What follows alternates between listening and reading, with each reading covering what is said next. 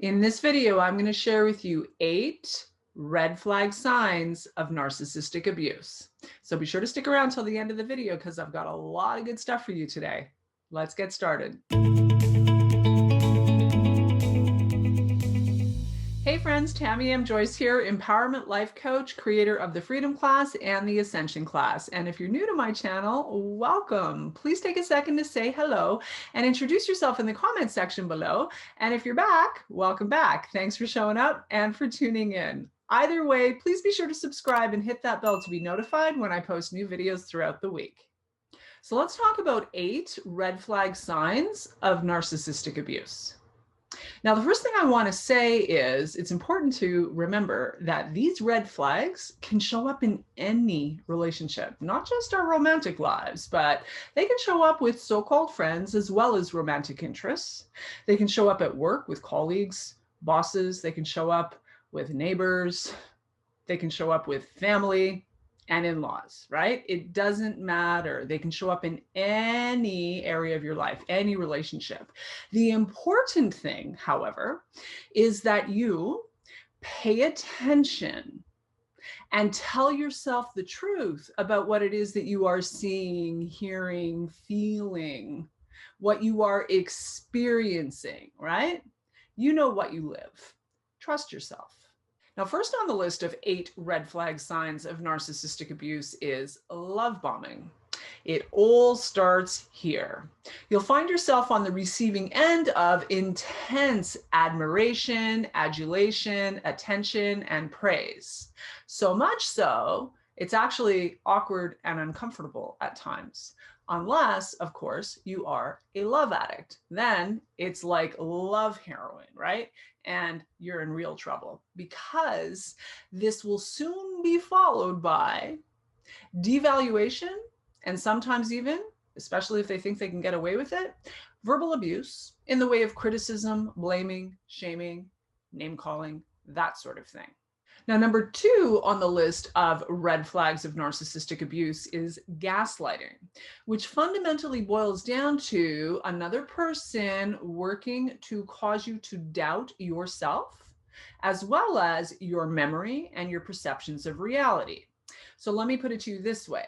If you're in a situation where you're feeling like you have to start recording your conversations in order to prove to yourself and maybe others as well that you are in fact not crazy, not a liar, or a delusional whack job, you're at the very least in an unhealthy relationship. And it's highly likely that you're being narcissistically abused. If you want to learn more about gaslighting, you can check out this video here. Number 3, intentionally sabotaging your relationship with others. Now, this will usually be done behind your back, certainly, because narcissists are sneaky, manipulative little cowards to their core. But what it is they'll work real hard to manipulate the perceptions of others, to poison the hearts and minds of others towards you, planting little seeds about your faults and your flaws and your transgressions, so-called transgressions more often than not, but your shortcomings and your inferiority, right? They'll do this passively or outright directly, making up lies, spinning truths, lying by omission, whatever it takes to, again, manipulate the perception of others and poison the hearts and minds of them towards you. They'll gossip about all the things you've supposedly done and not done. And they'll go as far as making up complete fiction to manipulate how others perceive you, to poison how others perceive you, including the perception of children towards you if they think they can get away with it. That's how insecure and sick narcissists can be. And you'll know this is going on when you're meeting people for the first time and they're looking at you up and down like so, or looking at you like you've got 2 heads. You can be sure a narcissist has been in their ear and their head is filled with all manner of toxic gossip, nonsense, and lies. It's called sabotage. Narcissists will go out of their way to sabotage your relationships with others. They are that fearful, that insecure, and that sick. And if you've given them any reason to target you, they're going to work overtime to make that happen.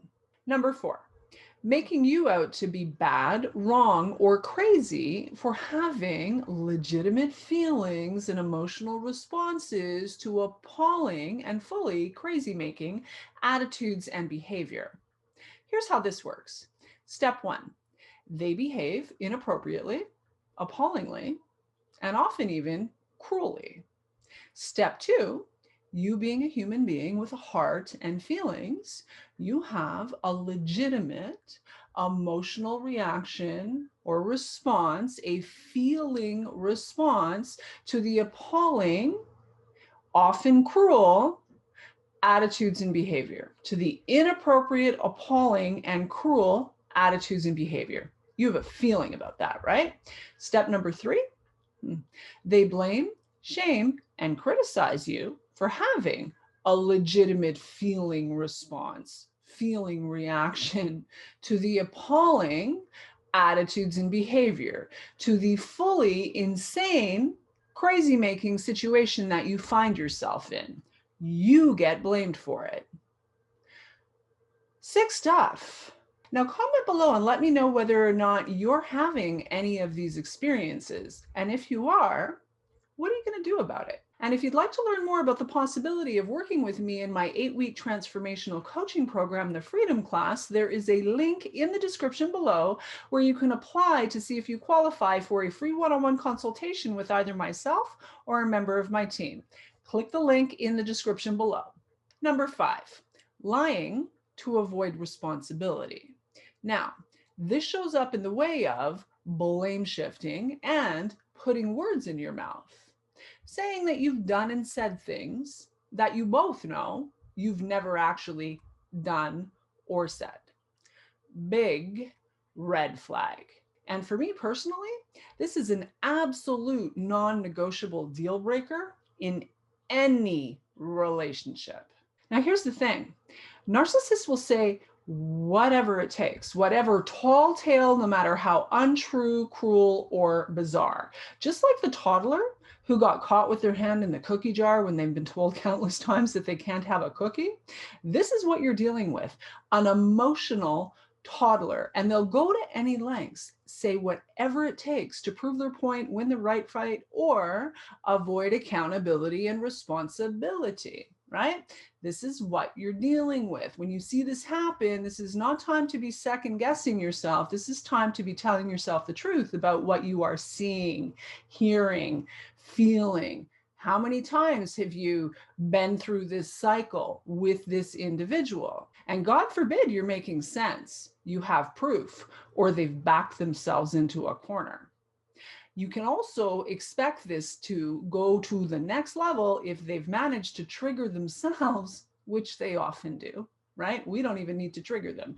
They'll trigger themselves, their own insecurities, inferiority complex, inadequacy, right? When that happens, when the mask slips, you can expect this whole thing to go to the next level. Again, they'll be willing to say whatever it takes, lie by omission, twist, distort, leaving huge chunks of the truth and the actual story, never mind facts, right? Who needs facts when you've got their story, right? They'll do and say whatever it takes to prop themselves up like the insecure, weak cowards that they actually are. This is just the bottom line of what you're dealing with. Don't pay attention to the fake phony facade, right?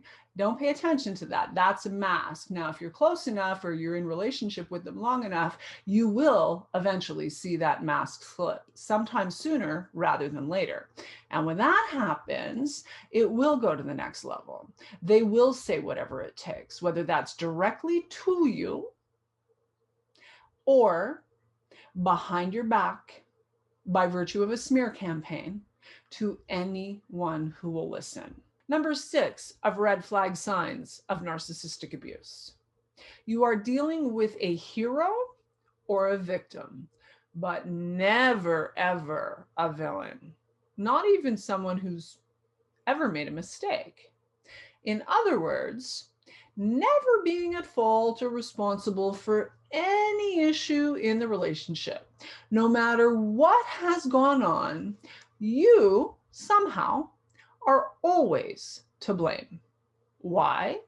Because these people are masters of the blame shifting game.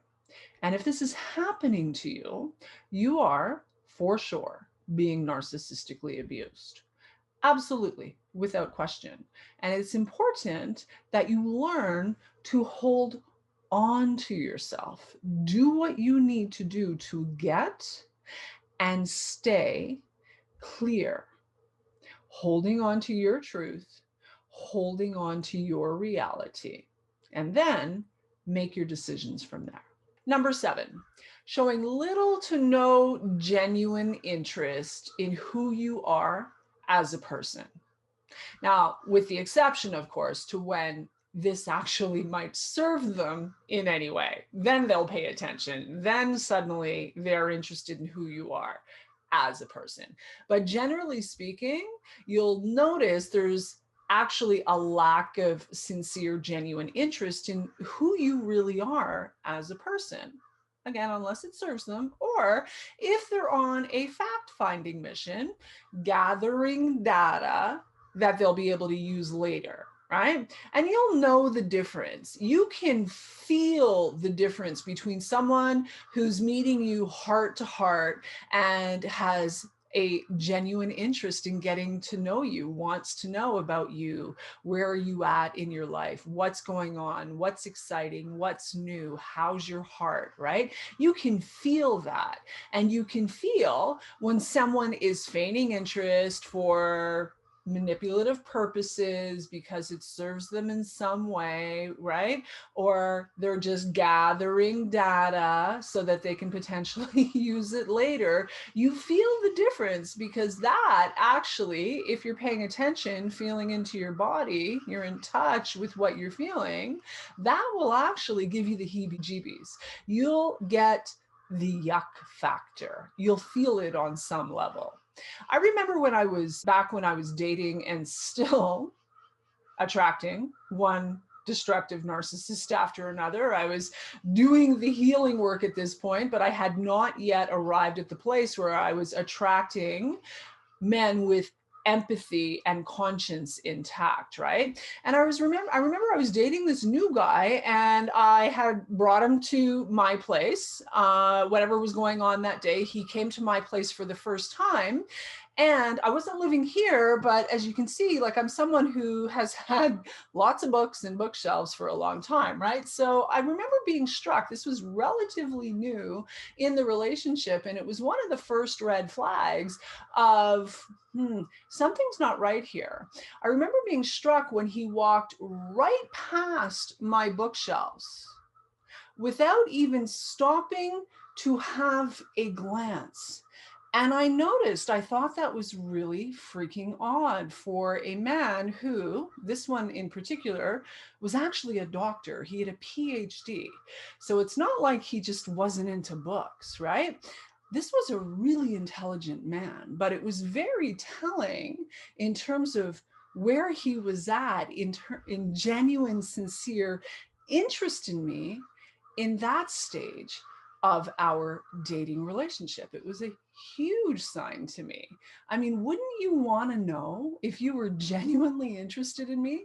Wouldn't you want to know what's going in my head, what's been going into my mind, my brain for the last 20 or 30 years? I don't know. Anyway, I found that very telling. And of course, shortly thereafter, there had been enough red flags that I exited that situation. Now, by contrast, when I met the love of my life, the man that I am still with today, the man I intend to spend the rest of my life with, a little further down the path of healing and recovery, I started attracting much healthier, genuine, sincere people with empathy and conscience intact. So when I met the love of my life and he came to my home for the first time, the very first thing he did when he saw all of this was beeline for it and spent the evening flipping through all the books that caught his interest, right? And that was a big sign. Here's someone who is genuinely interested in who I am as a person, right? Our tendency pre-recovery especially is to ignore these red flags, to make excuses for these people, especially if we're empaths. We have to stop doing that. Pay attention. People show us who they are, where they're at, how they really feel about us, what they really think of us, usually early in the game. Pay attention. Tell yourself the truth, even if it's an uncomfortable truth, even if it's an awkward truth, even if it's a truth that you'd really rather not be paying attention to, you'd really rather not know. Your job is to discern who's who and what's what in your own life. So pay attention to the signs and the red flags.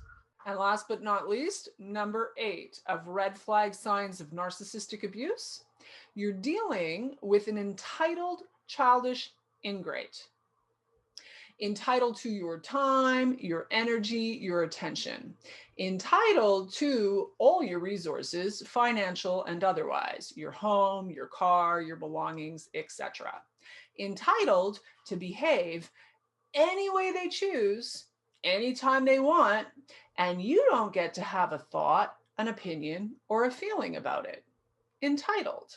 When you're dealing with someone who feels entitled to behave any way they choose without being called out on it, ever, when you're dealing with someone who feels entitled to target whomever they choose, including a child or a minor, without being called out on it, ever, when you're dealing with someone who feels entitled to just come and go as they please, irrespective of agreements, obligations, responsibilities, boundaries, etc., without being called out on it, ever. In other words, they feel entitled to commit often the worst possible relationship crimes without being called out on it, ever. How dare you have an opinion, a thought, a feeling about their sense of entitlement and all the relationship crimes they commit in the relationship? How dare you have an opinion or a feeling about that? Don't you know who they think they are? If this is the situation you find yourself in, if this is what you're dealing with, someone who lives from this place of entitlement, you, my friend, are being narcissistically abused. And with that, I'm going to call it a wrap. My friends, I hope you got some value out of this today. If you liked what you heard, be sure to drop me a like and a comment. Let me know what your biggest takeaway was. And again, if you're new to my channel, a great big huge welcome. I hope you find a ton of value here. Be sure to drop some comments and some questions if there's anything that I can answer for you or help with. Love to hear from you. So I read all the comments myself personally, so be sure to engage. And of course, subscribe if you haven't done so already, and hit the bell to be notified when I post new videos throughout the week. And as I mentioned earlier in the video, if you'd like to learn more about the possibility of working with me in my 8-week transformational coaching program, the Freedom Class, there is a link in the description below where you can apply to see if you qualify for a free one-on-one consultation with either myself or a member of my team. And as always, I will leave you with this. Know your value. Know your value and unlock your freedom. Mwah. Much love, friends. Bye for now.